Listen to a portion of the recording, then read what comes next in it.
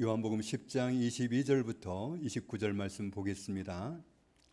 예루살렘에 수전절이 이르니 때는 겨울이라 예수께서 성전 안 솔로몬 행각에서 거니시니 유대인들이 애워싸고 이르되 당신이 언제까지나 우리 마음을 의혹하게 하려 하나이까 그리스도이면 밝히 말씀하소서 하니 예수께서 대답하시되 내가 너희에게 말하였으되 믿지 아니하는도다.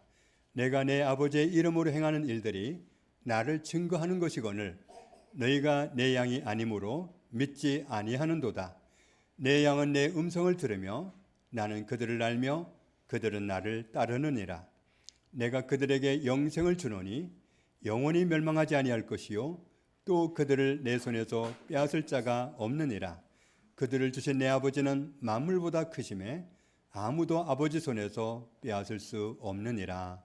아멘. 시편 1편 말씀을 보면 복 있는 사람이 있고 복 없는 사람이 있는데 복 있는 사람은 살아가는 방식이 정해져 있다고 말씀합니다. 복 있는 사람은 악인들이 살아가는 방식대로는 살지 않는다. 죄인들이 살아가는 방식 따르지 않는다. 오만한 사람들, 교만한 사람들, 잘난 척하는 사람들, 그런 사람들과도 같은 모습으로 살지 않는다. 전혀 차원이 다른 삶을 살기 위해서 이렇게 사는 길로 나아간다. 오직 여호와의 율법을 즐거워하여 그의 율법을 주야로 묵상하는도다. 복 있는 사람은 세상의 주인이 누구인지, 그리고 역사의 주인이 누구인지, 그리고 나 자신의 주인이 누구인지를 정확하게 알고 있는 사람입니다. 창세기 1장을 보면 다 나오잖아요. 하늘과 땅을 하나님이 창조하셨습니다. 세상에 존재하는 모든 것을 다 하나님이 창조하셨습니다. 그리고 26절 말씀을 보면 사람을 하나님의 형상대로 창조하시고 그리고 사람으로 하여금 하나님이 창조하신 모든 것을 다스리고 누리게 하자고 계획하신 분도 하나님이십니다. 시편 1편에서 말씀하시는 복 있는 사람은 이러한 사실을 알고 있어서 세상 사람들이 살아가는 방식으로는 안 산다. 나의 주인이 누구인지 알고 역사의 주인이 누구인지 알고 모든 존재하는 것의 주인이 누구인지 알고 그분이 주관자고 주권자라는 사실을 알고 있기 때문에 그 사실을 알지 못하는 세상 사람들처럼 살 수 없다. 그래서 하나님이 원하시는 삶을 살기로 결정한 사람입니다. 하나님이 원하시는 삶을 살려고 결정하고 보니까 하나님의 말씀을 지하로 묵상하면서 산다는 거죠. 3절 말씀을 보면 그렇게 사는 사람은 지존자가 되시고 최고의 주권자가 되시는 하나님이 그 사람을 기뻐해 주시고 함께 해 주시니까 그가 하는 모든 일이 다 형통한 삶을 살게 된다. 복 있는 사람은 세상의 주인이 누구인지 그리고 자기의 주인이 누구인지 분명하게 알고 있는 사람입니다. 그래서 이런 사람은 하나님의 뜻대로 살기 위해서 날마다 말씀을 가까이 하고 말씀대로 살려고 하는, 그래서 하나님의 말씀대로 살아가는 것을 즐거워하고 기뻐하는 사람입니다. 세상에는 의인도 있고 악인도 있습니다. 그러다 보니까 세상에 사는 동안에는 얼마나 불공정한 일이 많고 얼마나 불의한 일이 많습니까? 세상은 전혀 공정하지가 않습니다. 그런데 천국에 가서도 이 세상과 다를 바가 없다면 누가 천국에 가고 싶어 하겠어요? 그러나 그럴 일은 없습니다. 이어지는 말씀을 보면 악인들은 심판을 받게 되고 그 심판을 피할 수 없고, 그리고 또 하나 분명한 것은 죄인들은 의인과 함께 살 수 없다. 무릇 의인들의 길은 하나님이 인정해 주시지만 악인들은 하나님이 인정하지 않기 때문에 망하게 되어 있다. 악인과 죄인은 자기 주인 되시는 하나님을 외면하고 하나님을 멀리하고 사는 사람입니다. 하나님을 무시하고 하나님을 거역하는 그런 삶을 선택하는 사람입니다. 한마디로 말하면 하나님 없이 사는 사람이죠. 그 사람의 결말이 어떻게 될지는 결론이 나와 있다. 악인은, 죄인은 의인들과 함께 살지 못하고 그들은 망하는 길로 가고 있다. 악인, 죄인 같은 말인데 자기의 진짜 주인 되시는 하나님과의 관계를 맺지를 못하고 사는 사람입니다.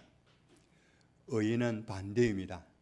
나의 주인이 누구인지 알고 세상의 주인이 누구인지 알고 역사의 주인이 누구인지 알고 그래서 그 하나님과 관계를 잘 맺고 사는 사람입니다. 물론 우리도 전에는 하나님과의 관계를 잘못 맺고 악인으로 죄인으로 살아왔습니다. 에베소서 2장에서 이 사실을 분명하게 말씀하고 있는데 전에는 우리도 다 그 가운데서 우리 육체의 욕심을 따라 지내며 육체와 마음에 원하는 것을 하여 다른 이들과 같이 본질상 진노의 자녀였더니 긍휼이 풍성하신 하나님이 우리를 사랑하신 그 큰 사랑을 인하여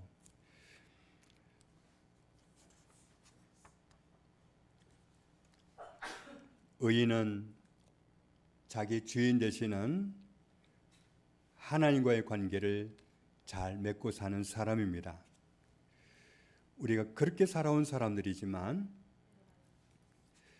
긍휼이 풍성하신 하나님이 우리를 사랑하심으로 구원해 주셔서 은혜를 입고 구원받은 하나님의 사람이 되었습니다.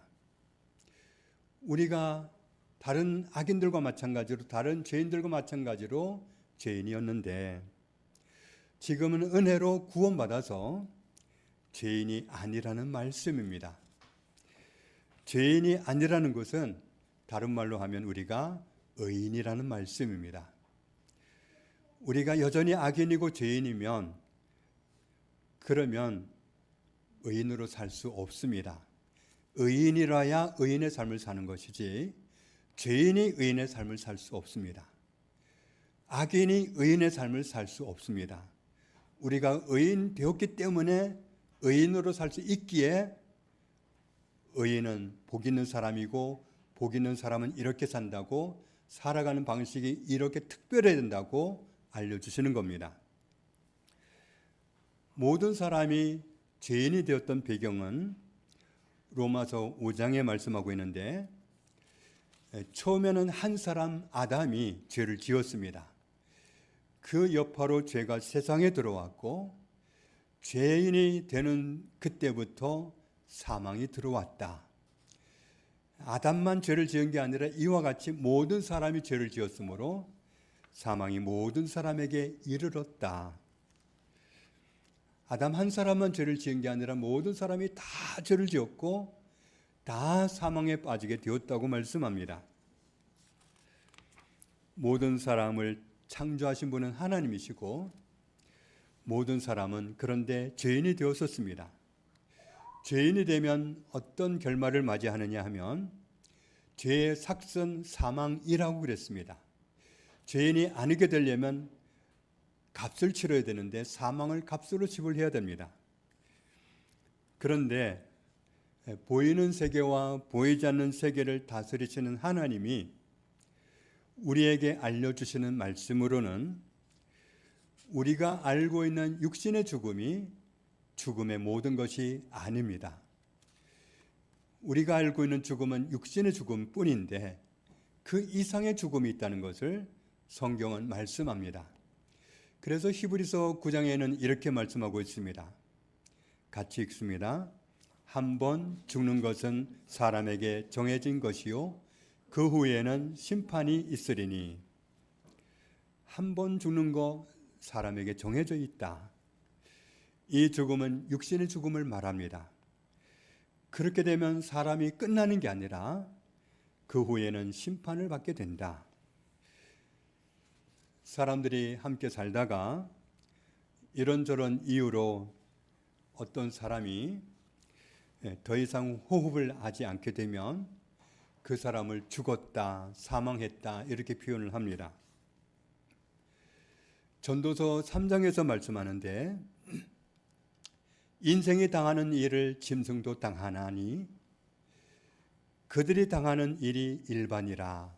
짐승이 당하는 일이나 사람이 당하는 일이나 똑같다. 다 동일한 호흡이 있어서 짐승이 죽음같이 사람도 죽으니 호흡이 멎으면 죽은 겁니다. 사람이 짐승보다 뛰어남이 없음은 모든 것이 헛됨이로다. 다 흙으로 말미암았으므로 다 흙으로 돌아가나니 한 곳으로 가거니와. 사람이나 짐승이나 죽으면 다 땅에 묻어서 다 흙으로 돌아가게 만듭니다. 그런데 짐승과 사람이 분명하게 다른 점이 있습니다. 같이 읽습니다. 인생들의 혼은 위로 올라가고 짐승의 혼은 아래 곧 땅으로 내려가는 줄을 누가 알랴.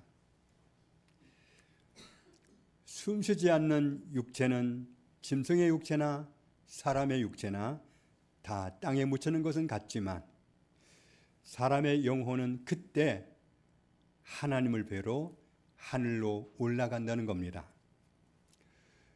하나님을 만나 뵙고 의인이면 하나님과 함께 살게 되겠지만 악인이면 하나님을 배웠을 때 죄인이면 그러면 의인들이 머무는 하나님 나라에 머물 수 없게 되는 거죠. 죽은 사람들의 영혼이 어떤 심판을 받게 되는지 우리가 여러 번 보았지만 요한계시록 20장에 분명하게 말씀하고 있습니다.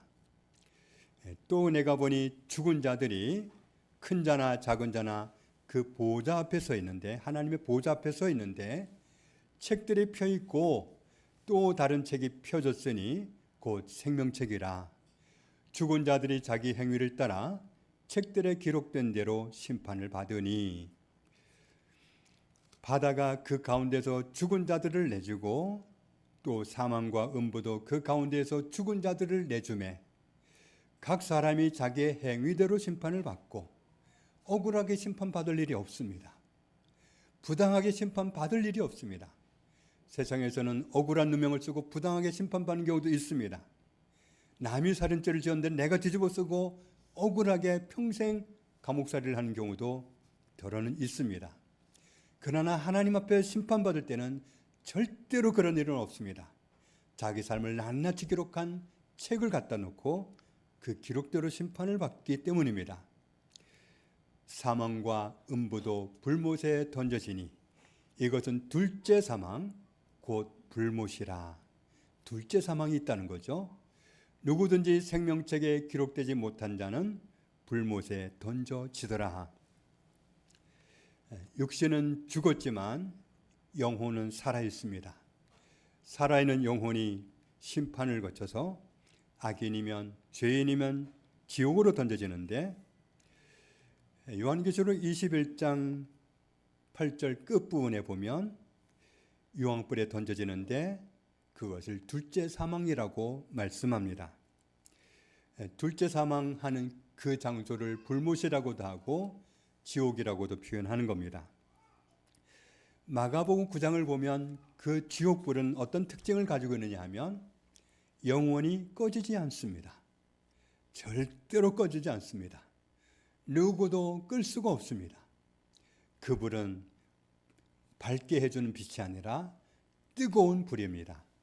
그러니 그곳에 들어간 사람은, 던져진 사람은 영원히 그 뜨거움을 견뎌야 되는데 사람이 감당해낼 수 있는 그런 뜨거움이 아닙니다. 그렇지만 방법이 없습니다. 그리고 또 하나 그곳에서의 특징은 죽음도 없습니다. 죽을 수도 돌아서서 나올 수도 감형도 해방도 없습니다. 그곳에 가면 영원히 그곳에 갇히는 것이고 영원한 고통을, 죄값을 지불하는 그런 고통의 자리에 있게 되는 겁니다. 천국에 가도 죽지 않고 지옥에 가도 죽지는 않습니다. 영원히 있는 건 똑같은데 지옥에서는 영원한 고통 가운데 있기 때문에 그것은 살아도 살아있는 게 아니고 그건 멸망입니다. 그래서 성경은 지옥에 가는 것을 멸망이라고 표현하고 있는 겁니다. 요한복음 3장 16절을 보면 하나님은 우리의 멸망을 막아주시려고 하나님 나라에서 영원히 살게 해주시려고 아들을 보내주셨다고 말씀합니다. 요한복음 8장 32절에서는 우리를 구원하러 오신 예수님이 말씀합니다. 같이 읽습니다. 진리를 알지니 진리가 너희를 자유롭게 하리라. 세상에는 거짓말이 많습니다. 지금 이 세상은 거짓말쟁이 사탄이 굉장히 영향력을 미치고 있기 때문에 사람들에게 얼마나 많은 거짓말을 심어 놓았는지 모릅니다. 그러나 하나님은 우리에게 진리를 말씀해 주십니다. 진리를 알아야 살 수 있습니다. 진리를 알아야 자유를 얻을 수 있습니다. 34절 이하에 있는 말씀을 보면 예수께서 대답하시되 진실로 진실로 너희에게 이르노니 죄를 범하는 자마다 죄의 종이라. 죄를 지은 사람은 죄인일 뿐만 아니라 죄의 종이다. 종은 영원히 집에 거하지 못하되 하나님의 아들은 영원히 거하나니. 같이 읽습니다. 그러므로 아들이 너희를 자유롭게 하면 너희가 참으로 자유로우리라. 하나님의 아들이 우리에게 자유를 주시면 너희가 자유로우리라. 예수님은 모든 사람이 죄의 종으로 살다가 멸망하게 되는 것을 막아주시려고 오셨습니다. 영원히 형벌받아야 되는 그 멸망에 처하지 않아도 되도록 구원해 주시려고 오셨습니다. 그리스도께서 오셔서 우리를 어떻게 자유를 주셨는지 고린도후서 5장에서는 이렇게 말씀합니다. 그리스도의 사랑이 우리를 강권하시는도다. 우리가 생각하건대 한 사람이 예수 그리스도 한 사람이 모든 사람 죄를 지은 모든 사람을 대신하여 죽었은즉 죄를 지은 모든 사람이 죽은 것이 되었다. 죄는 죽어야 되는데 죄의 대가는 죽음이니까 죽어야 되는데 사망해야 되는데 그리스도 한 분이 모든 사람을 대신해서 죽으셨기 때문에 모든 사람이 죽은 것이 되어서 모든 사람은 이제 안 죽어도 되게 되었다. 그가 모든 사람을 대신하여 죽으심은 살아있는 자들로 하여금 다시는 그들 자신을 위하여 살지 않고 오직 그들을 대신하여 죽었다가 다시 살아나신 이를 위하여 살게 하려 함이라.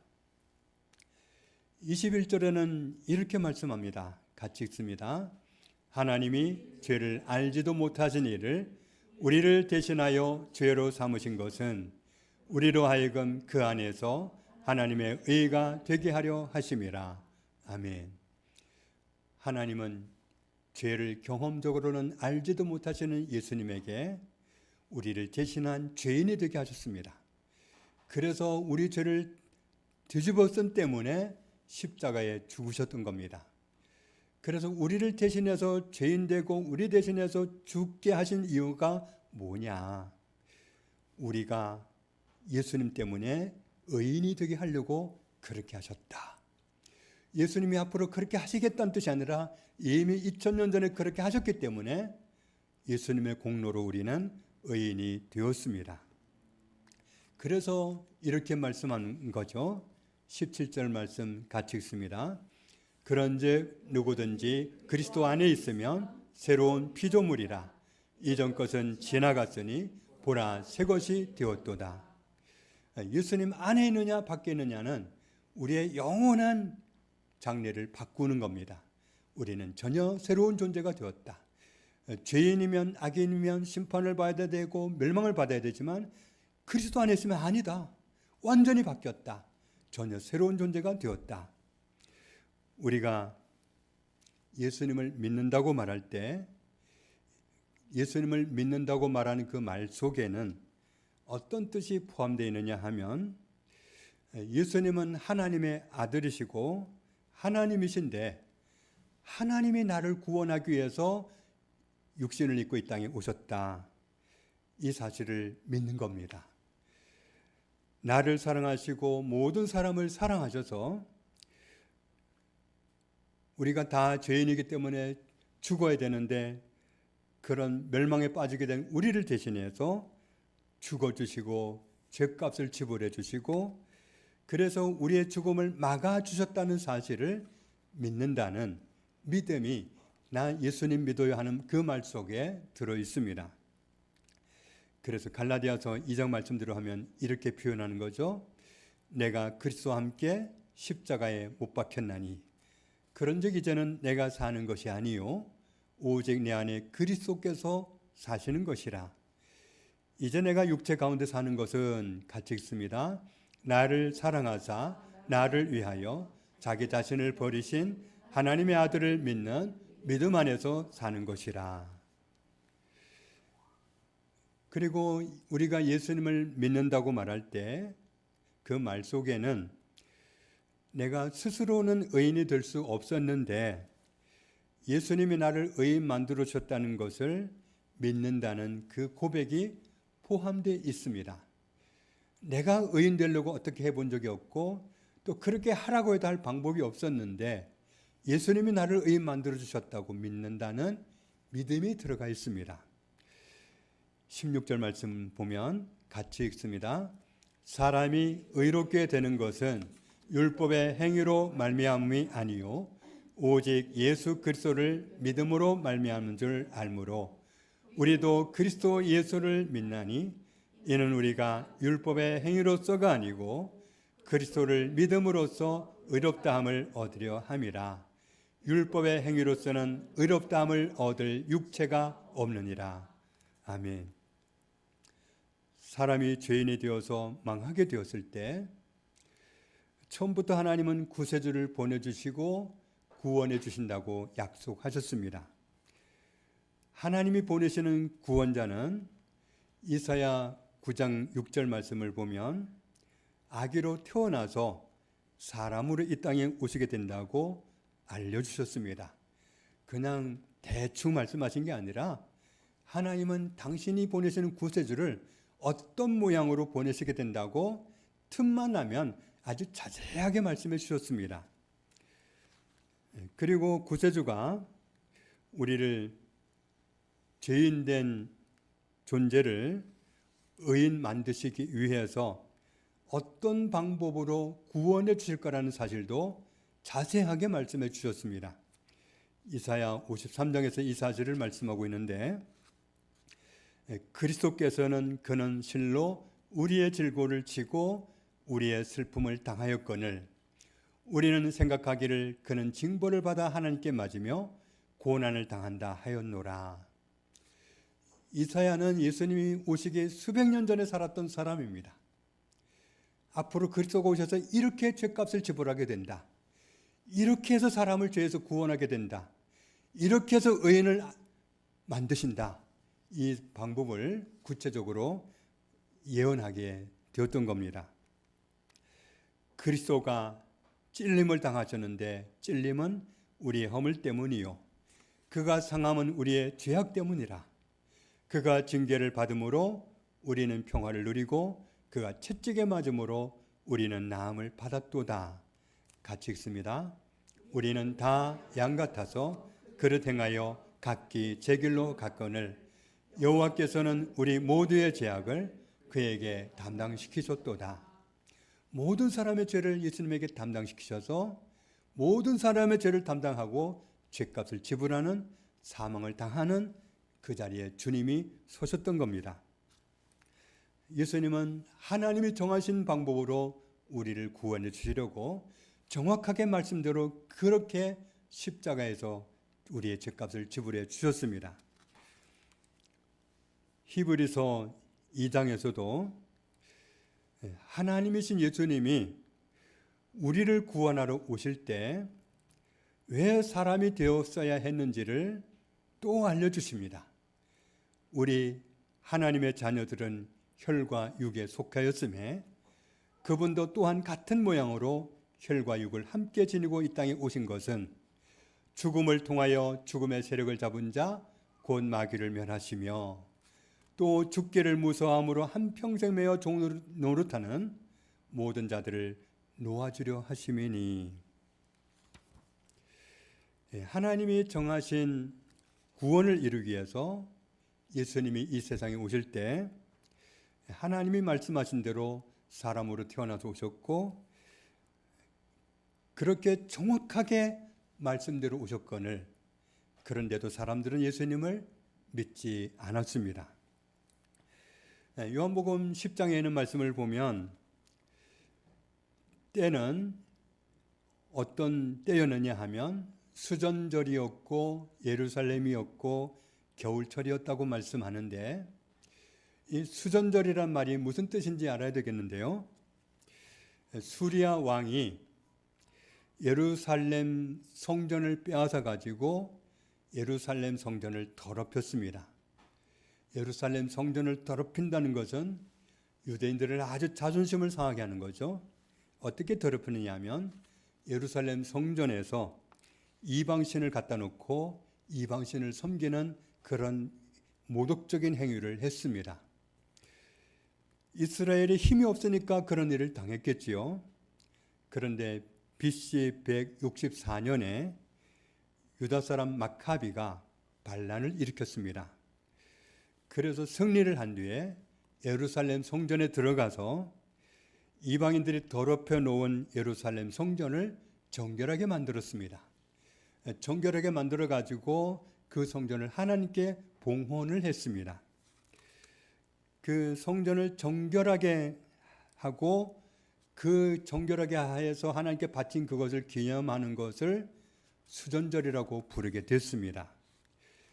그래서 그때부터 그렇게 계속 해마다 기념하게 됐는데 바로 그 타이밍이었다는 거죠. 수전절이라는 말이 원어로는 새로운 신선한 그런 뜻인데 봉헌했다, 성별했다 그런 뜻이 들어가 있습니다. 예루살렘에서 수전절 절기에 23절, 24절을 보면 예수님이 성전 안에 있는 솔로몬 행각을 거닐고 계셨습니다. 그때 유대인들이 갑자기 예수님을 둘러싸더니 우리로 하여금 언제까지 의혹을 품고 살게 하려 합니까? 당신이 우리를 구원하러 오신 그리스도가 맞다면 분명하게 말씀해 주세요. 이렇게 도전적으로 말씀을 드린 겁니다. 그랬더니 그 말씀을 듣고 예수님이 답변하신 말씀이 뭐냐 하면 내가 너희에게 내가 그리스도라고 밝히 말하였다. 그런데 너희가 내가 말해도 믿지 않는다. 내가 하나님의 아들로서 행하는 일들을 보면 내가 하나님이 보내신 분이고 하나님의 보내신 구세주라는 사실을 증거로 발견할 수 있는데도 그런데도 너희는 믿지 않는다. 그래서 그들이 왜 믿지 못하는지를 이유를 말씀하시는데 26절, 27절에 말씀합니다. 너희가 내 양이 아니기 때문이다. 너희가 내 양이 아니기 때문에 너희가 나를 믿지 않는다. 양이란 짐승은 특별한 특징을 갖고 있습니다. 양은 매우 연약한 짐승이고 앞을 잘 못 봅니다. 특별히 멀리를 못 보기 때문에 조금만 좀 떨어져 있으면 자기 주인도 몰라보고 다른 양무리도 몰라봅니다. 그래서 조금 떨어져 있는 양은 길을 잃기가 참 쉽습니다. 길을 잃은 양은 자기 주인을 잃었다는 상실감이 얼마나 큰지 멘붕이 옵니다. 그러면 이 정신적으로 이 멘붕이 오면 양은 살 수가 없습니다. 그래서 그렇게 된 양은 사나운 짐승의 먹이가 될 수밖에 없기 때문에 그런 연약한 존재인지 아는 목자들은 양이 길을 잃어버렸을 때 잃어버린 양을 찾으러 기꺼이 나가는 겁니다. 그러니까 잃어버린 양을 찾았을 때도 정말 그 양들은 너무도 연약하다 보니까 야곱이 자기가 양 지키는 목자로 살아온 삶을 고백하는 걸 봐도 내가 20년 동안 눈 제대로 못 붙이고 양 지키며 살았습니다. 그렇게 고백하잖아요. 정말 이 연약한 양들을 노리는 사나운 맹수들이 밤이고 낮이고 있었기 때문에 밤이고 낮이고 목자는 이 정신이 좀 살아있는 상태에서 뜬 잠을 자야 되지 깊이 잠을 잘 수가 없습니다. 그렇기 때문에 양이 위기에 처하면 그냥 즉각 반응하고 달려갑니다. 그리고 사나운 짐승을 언제든지 물리칠 준비가 되어 있습니다. 그렇게 애지중지하고 목숨을 걸고 돌보아왔던 양들이기 때문에 목자에게 양은 자기 생명과도 같습니다. 그렇게 애지중지하기 때문에 양들을 지극정성으로 돌보게 되어 있는데, 예수님은 우리와 예수님과의 관계를 양과 목자의 관계로 그렇게 표현을 해서 말씀하고 있습니다. 근데 양들이 살아남을 수 있는 비결은 뭐냐 하면 귀가 밝아서 그렇습니다. 양은 자기 목자의 음성만 듣습니다. 다른 사람이 똑같이 가서 그 양의 이름을 불러줘도 반응하지 않고 따라가지 않습니다. 자기 주인의 음성을, 그 색깔을 분명하게 압니다. 그래서 목자가 멀리서 불러도 목자를 향해 쫓아가는 이유는 자기 목자의 음성을 분명하게 알고 있기 때문입니다. 그런데 다른 사람이 부르면 당신은 내 주인이 아닙니다. 거절하고 안 따라갑니다. 예수님을 믿지 않는 사람들은 예수님이 자기의 목자가 아니기 때문에, 예수님의 양이 아니기 때문에 안 따른다는 거죠. 27절 같이 읽습니다. 내 양은 내 음성을 들으며 나는 그들을 알며 그들은 나를 따르느니라. 우리가 예수님을 믿는 사람이면 분명한 특징이 나타나는데, 분명하게 나타나는 그 특징은 뭐냐 하면 예수님을 따르는 것으로 나타난다. 요한복음 8장에서 그러므로 예수께서 자기를 믿은 유대인들에게 이르시되 너희가 내 말에 거하면 참으로 내 제자가 되고, 예수님을 믿는 사람들은, 그런 사람들은 예수님의 제자이다. 진리를 알지니 진리가 너희를 자유롭게 하리라. 예수님을 믿는 사람이면 예수님이 말씀하신 말씀 안에 살아간다는 것을 말씀합니다. 내가 예수님 믿는 사람이라면 이런 증거가 나타나는데 예수님의 말씀 안에서 살아간다는 겁니다. 예수님이 말씀하신 말씀을 거역하거나 벗어나지 않고 말씀 안에서 살려고 하다 보니까 예수님이 나에게 뭐라고 말씀하셨는지 알아야 되잖아요. 어떻게 살라고 하셨는지를 알아야 되니까 성경 말씀을 날마다 가까이 하고 그 말씀 속에서 하나님의 뜻을, 예수님의 뜻을 찾아간다는 겁니다. 사도행전 17장을 보면 베레아 사람들을 소개하고 있습니다. 베레아 사람들은 어떤 사람들이냐 하면, 데살로니가 사람들도 좀 그런 사람들인데 그 사람들보다 월등하게 더 너그럽다. 너그러운 사람이라고 그랬는데, 이 너그러운 사람이라고 하는 이 말이 헬라어 원어로는 유게네스라는 말인데, 유게네스라는 말은 무슨 뜻이냐 하면 태생이 좋은 가문에서 태어난 고귀한 혈통에 마음이 고상한, 마음이 고결한, 도량이 넓은 그런 뜻입니다.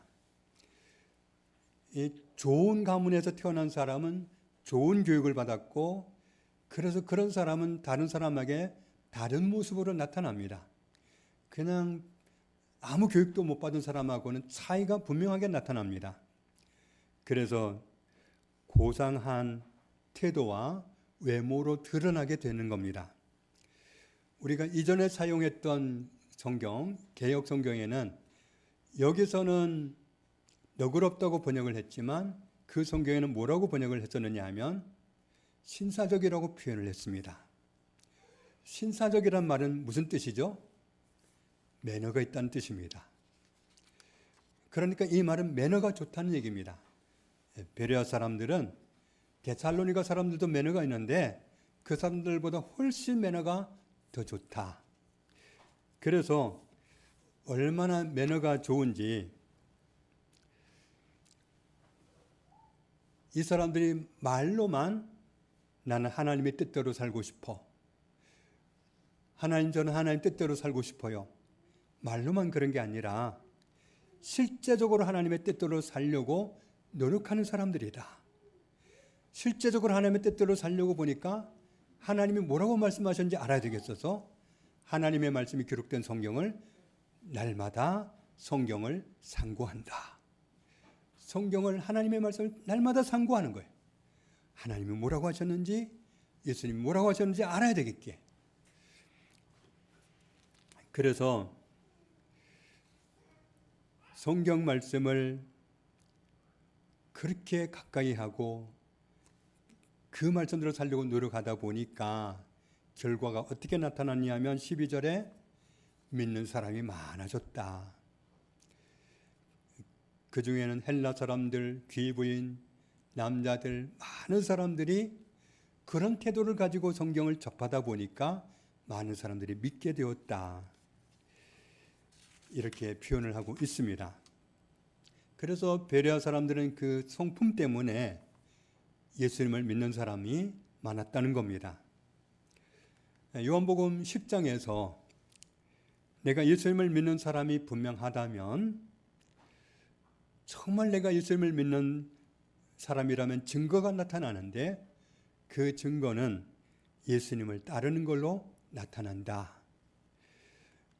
8장 31절 말씀으로 표현을 하면 예수님을 믿는 증거는 어떻게 나타나느냐 하면 다른 말로 예수님 말씀 안에서 살아가는 걸로 나타난다.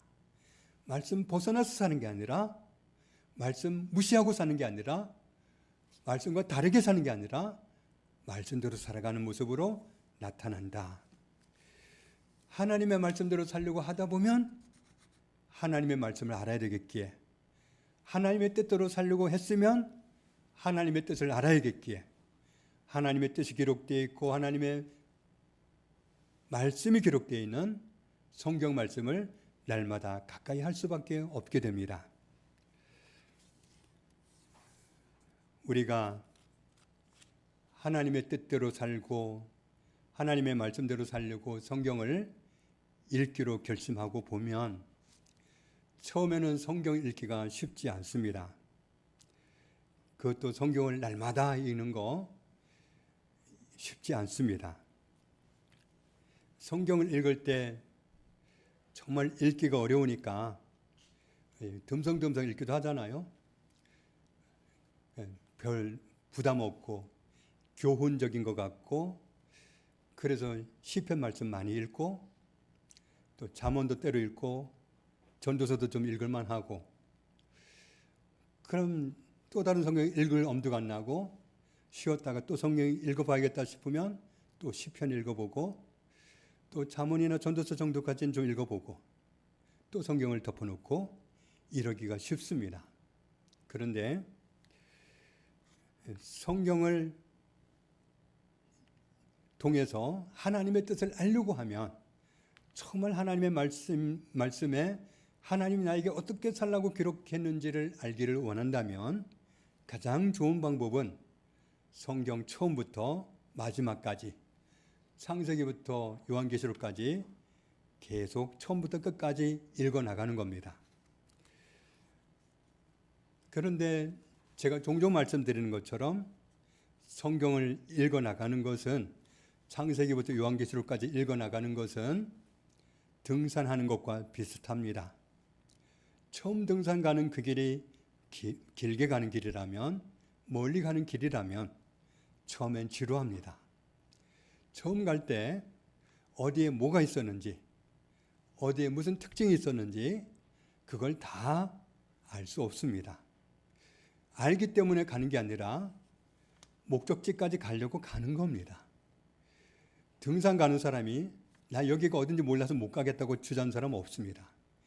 힘들어서 주저하는 사람은 있어도 나 여기가 어딘지 몰라서 이게 못 가겠다, 이런 사람은 없습니다. 등산은 목적지까지 가는 게 목적이지, 가는 곳마다 여기가 어디고 여기는 어떤 내력을 가지고 있고 알아야 되는 거 아닙니다. 물론 우리가 하나님 말씀을 읽으면서 어떤 뜻이고 무슨 의도로 하신 말씀이고 알면이야 좋지만 처음부터 그렇게 알면 누가 성경을 안 읽겠어요? 그러나 처음 읽을 때 우리는 알 수가 없습니다. 무슨 뜻인지 알 수도 없고 때로는 정말 재미도 너무 없고 그렇습니다. 그래서 이렇게 재미없는데 읽어야 되나? 이렇게 알지도 못하면서 읽어야 되나? 이런 생각이 얼마나 파고든지 모릅니다. 그런데 등산 가는 사람이 알아야 넘어가는 게 아니라 목적지까지 가기 위해서 그냥 가는 것처럼 성경을 읽는 사람도 마찬가지입니다. 나는 알아야 가지, 모르면 못 간다, 이해해야 가지, 모르면 못 간다 이러지 말고 몰라도 넘어가는 겁니다. 야, 이건 무슨 뜻인지 모르겠다. 그럼 넘어가는 겁니다. 읽고만 넘어가는 거예요. 안 읽고 가지 말고 읽고 넘어가는 겁니다. 아, 너무 재미가 없습니다. 그래도 읽고 넘어가는 겁니다.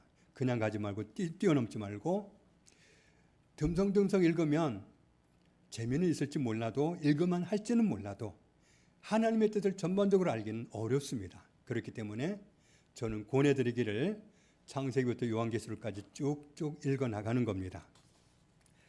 그렇게 한 번을 갔다가 나중에 다시 돌아오면 다 끝나고 나면 이제 읽었다 그리고 끝나는 게 아니라 하나님의 뜻을 한 번 읽었지만 잘 모르잖아요. 두 번째 또 읽는 겁니다. 창세기부터 요한계시록까지 또 갑니다. 그런데 이번에 놀라운 게 있습니다. 전엔 전혀 안 보이던 게 들어옵니다. 등산도 그렇잖아요. 두 번째 갈 때는 지루하고 멀어서 들어오는 게 없었는데 두 번째 갈 때는 뭔가 색다른 게 눈에 띄기도 하잖아요. 마찬가지입니다. 성경 말씀을 읽다 보면 두 번째 읽을 때는 더러 눈에 들어오는 말씀이 있습니다. 다 읽고 나서 세 번째 또 읽으면 이번 또 다릅니다. 전에 알지 못했던 전혀 새로운 말씀, 전혀 새로운 뜻을 발견하게 되고 그래서 하나님의 뜻대로 살게 되는 그런 사람으로 인도를 받게 되는 겁니다. 그래서 정말 우리가 하나님의 뜻대로 사는 사람이 될 때 나는 예수님을 믿는다는 그 증거를 가진 사람이 되는 건데 그렇게 되려면 우리는 하나님의 뜻을 알아야 되잖아요.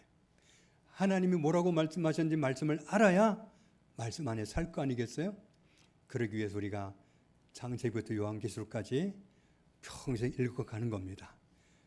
처음부터 끝까지 읽고 또 읽고 또 읽고 나는 100번까지만 읽고 말겠다 그러지 말고 그냥 계속 살아있는 동안 끝까지 읽어가면서 그렇게 말씀을 가까이 하고 사랑하면 우리는 하나님 말씀대로 살아가는 사람이 되고 하나님 뜻대로 살아가는 사람이 되고 그래서 나는 예수님을 믿는 사람이라고 하는 증거가 분명히 있는 그런 사람이 되는 겁니다.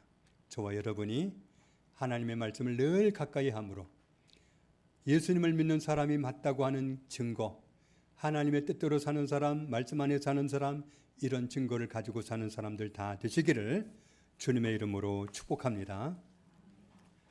하나님 아버지 감사합니다. 우리를 하나님이 구원해 주셨습니다.